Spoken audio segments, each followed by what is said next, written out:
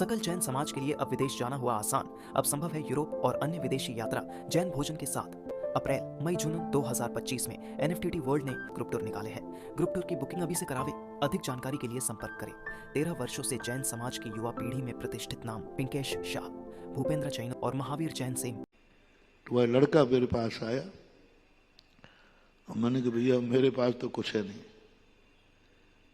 अब उसका भाव ये था कि आपके बाद बहुत सारे सेठ आते हैं, किसी से कह दो महाराज।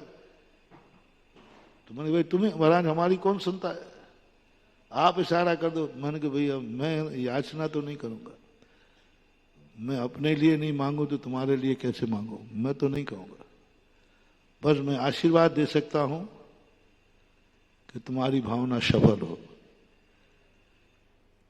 तो मैं उसको मैं पीछे लगा सकता हूँ, ये तो मेरे पास है। ये कर ही रहा था, इतने में अशोक पाटनी आ गए। वो रो रहा था क्योंकि उसकी अंतिम उम्मीद थी, अंतिम उम्मीद। उसने कहा था पापा एक बार मुझे सुधार सागर महाराज पास ले चलो, पर उसके बाद यदि वहीं मेरी इच्छा पूरी नहीं हुई तो समझ लूंगा मेरी किस्मत फूटी हुई है, बस मेरा कुछ नहीं हो सकता। फिर मैं पढ़ाई का भाव नहीं करूंगा, मजदूरी पर उतर आऊंगा, क्योंकि गरीब परिवार था। फिर मैं आपके साथ मजदूरी करूंगा, क्योंकि जब बाप की किस्मत में मजदूरी है तो बेटा क्यों ख्वाब देख रहा है ऑफिसर बनने का। बेटा मजदूर है तो बाप मजदूर है तो बेटा भी मजदूरी करेगा। बाप गरीब है तो बेटा भी गरीब होगा, ये मान लूंगा मैं। बस एक बार मुझे महाराज के पास ले चलो, बस वहां से। तो रो पड़ा। जब महाराज ने लौटा दिया, महाराज ने क्या कह दिया, भाई मैं किसी से नहीं कहूंगा और ना मैं कुछ कर सकता हूं, मैं तो दे ही नहीं, मेरे पास तो है ही नहीं और मैं किसी से कहूंगा नहीं।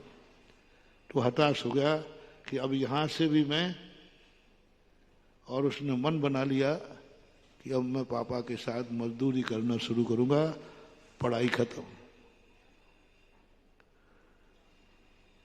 भाग्य देखो, आज तक मैंने किसी को कुछ दिया नहीं है, लेकिन ये भी पक्का है आज तक इस दरवाजे से खाली गया नहीं कोई। यही जैन धर्म है, यही जैन धर्म है। जैनियों के जिनेंद्र कभी किसी को कुछ देते नहीं है, लेकिन इस दरवाजे से कोई खाली, तो मैं भी तो जिनेंद्र देव का लघुनंदन हूं। ये मोक्ष मार्ग मुनियों को भी यही है, मुनि भी किसी को कुछ नहीं दे सकते, भावना दे सकते हैं, आशीर्वाद दे सकते और क्या दे सकते। लेकिन जैन धर्म कहता है कि यदि तुम कुछ नहीं दे सकते हो और सही जैन धर्म पर विश्वास है तो जाओ, तुम कुछ मत देना, लेकिन जो आएगा तुम्हारे दरवाजे से खाली नहीं जाएगा। लोग रोते हुए आते हैं, मैंने कहा भैया मैं क्या कर सकता हूं, मेरा तो आंसू पोंछने के लिए रूमाल भी नहीं है। किसी ग्रस्त के पास जाते तो कम से कम रूमाल तो है, अब तुम उसके पास रोते आ रहे हो जिसके पास रूमाल नहीं। मैं क्या पूछूं, बताओ क्या करूं, रूमाल ना दे सकता हूं। लेकिन सुनो, इस प्रकृति ने, इस जैनागम ने मुनिराज के दुखियों के आंसू पहुंचने के लिए रूमाल भी नहीं दिया, लेकिन क्या चमत्कार दिया। रोता हुआ व्यक्ति आता है और आशीर्वाद के बाद हंसता हुआ जाता है। और रूमाल है नहीं, मैंने तुम्हारे आंसू पहुंचे नहीं और जाने के बाद तुम्हारे आंसू आए नहीं, इसका नाम है जैन धर्म। मैं पहुंच नहीं सकता, लेकिन रोता आया है, हंसते हुए जाएगा। खाली आया था, झोली भर गया। ये सिद्धांत मैंने देखा, मैं भी हताश हो गया। भजन गाते हो, दुनिया से हार के आया हूं और यहीं हार के जाऊंगा, यहीं हार के जाऊंगा तो फिर कहां जाऊंगा। दुनिया को हार के यहां आया हूं और यहीं हार गया तो कानो, इतने पे तुम शांत नहीं होते हो, बाद में क्या जम का उलाहना देते हो। लो यहां से हार के जा रहा हूं, दुनिया मुझे कोई दोष नहीं होगी, क्यों डूब गई नैया तेरे खेवन हारे होते ही। मेरी नैया तो डूबेगी, दोष तुझे लगेगा ये इसकी खेवन हारा कौन था। मैंने कहा ये जम का उल्हाना है।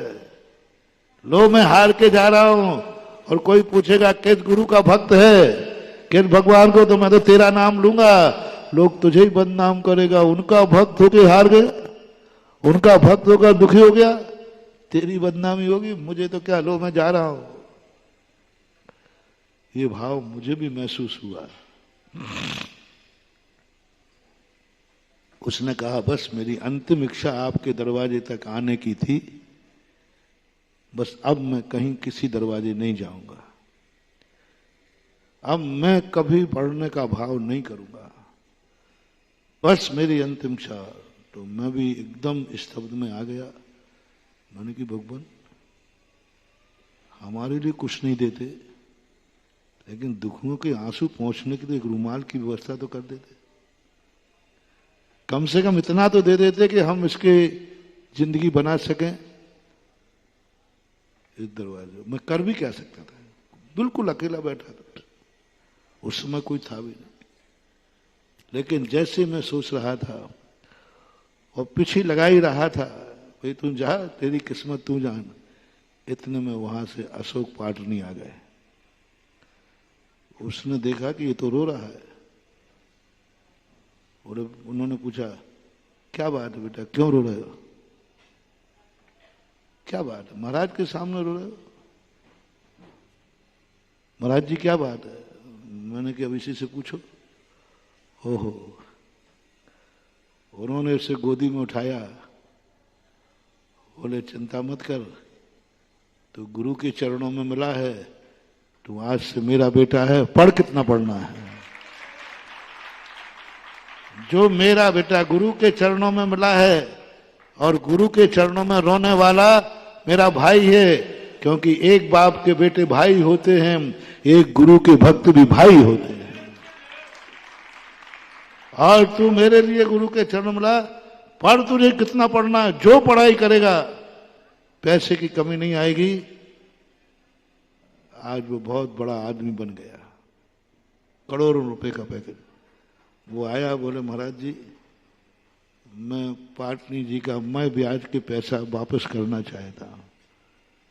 तो मैंने कहा क्या सोच रहा है, बर्बाद हो जाएगा, चला मत जाना, वहां गया तो नहीं, नहीं नहीं पहले आपके पूछने। मैंने कहा चला मत जाना, उन्होंने तुझे कर्जा नहीं दिया था, उन्होंने तो अवभाग्य मान के उपकार किया था, अवभाग्य मानकर के उपकार किया था। उनको तो अच्छा लगा था, अवभाग्य मेरे द्वारा एक, तो उन्होंने उपकार किया। उपकार का कर्जा नहीं, उपकार का ब्याज नहीं, उपकार का बदला उपकार से, उपकार का बदला उपकार से। उन्होंने ये किया है, तू करके दिखा, यही उपकार है तेरा कि जिस परिस्थिति में तूने पढ़ा, उन्होंने उपकार किया, तू अपनी जिंदगी में दो ऐसे ही गरीबों को पढ़ाकर अपने जैसा बना देना और फिर उनके पास जाना कि साहब आपने जो कर दिया था वो मैंने ब्याज सहित आपके पास लाया हूं, ये दो लोगों को मैंने अपने जैसा बना दिया है। दो लोगों को उपकार किया और दो लोगों के वो ही वरदान दिया। बोले ये वरदान मुझे किसी सेठ ने दिया था, मैं भी दो लोगों को वरदान देता हूं, पढ़ो, कितना पढ़ता है पढ़ो, पढ़ाई तुम्हारी होगी, खर्चा ये है उपकार का बदला उपकार से।